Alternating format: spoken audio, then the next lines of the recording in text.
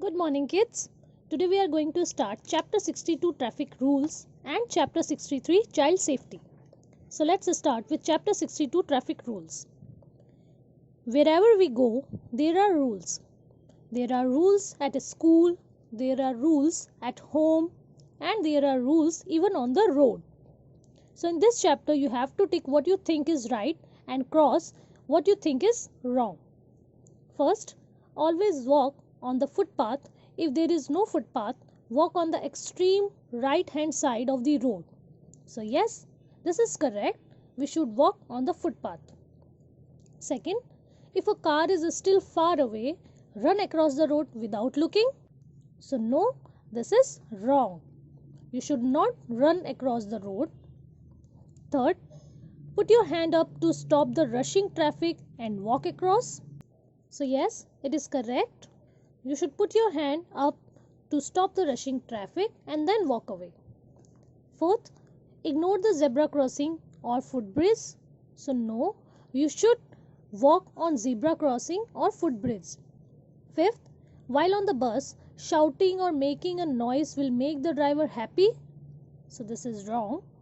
It will make the driver disturbed. Sixth, never cross a road at a curve, as the motorist taking the turn will not be able to see you in time. So yes, it is correct. We should not cross a road at a curve. हमें curve पे cross नहीं करना चाहिए road को. At that time, motorist should be taking the turn and he or she should not be able to see us. 7. At the bus stand, always follow the queue. Board the bus only after it has come to a halt, without rushing in or pushing others. So, yes, we should wait or follow the queue without rushing or pushing others. 8. If the bus is full, stand on the footboard of the bus. So, no, this is not correct. This should harm us. 9. Poke your head out of a moving bus and enjoy the breeze of your face. So, this is wrong. We should not poke our hand out of the moving bus. 10th, hop off a bus as it begins to slow down. So, no, we should not hop off a bus. This should also harm us.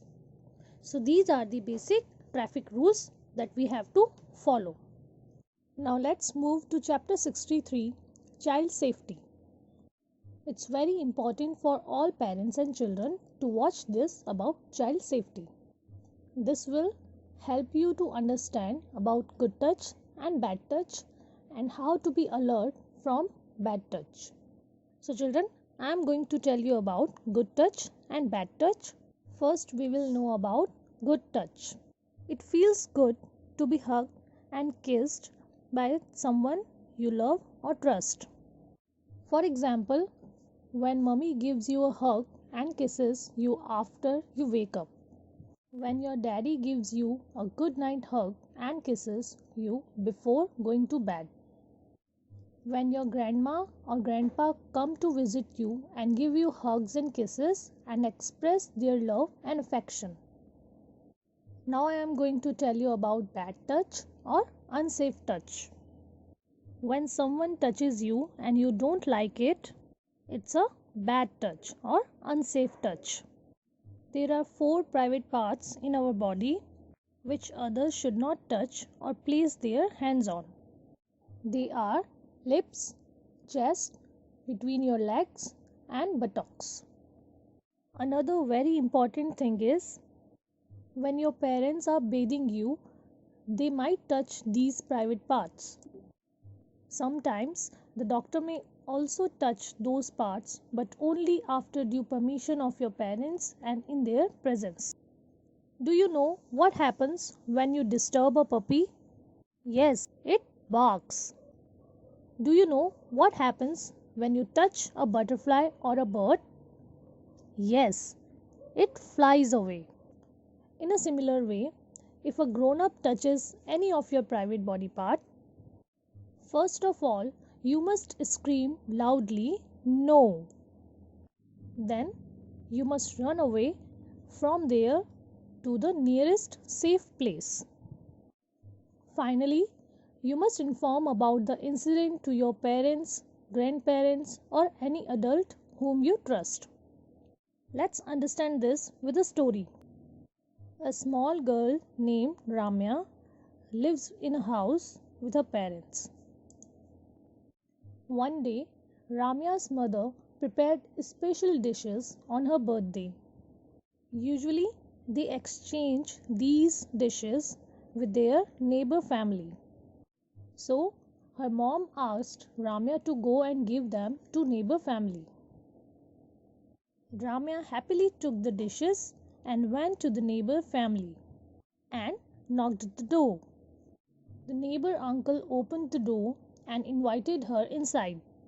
When she observed he was alone at home and there was no one else inside, so she rejected to get inside and said, "No, I don't want to enter inside as there is no one inside the house." Then he tried to force her and pull her inside the house. Dear children, if you ever face such situation, do the following.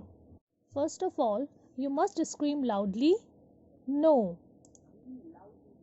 Then you must run away from there to the nearest safe place.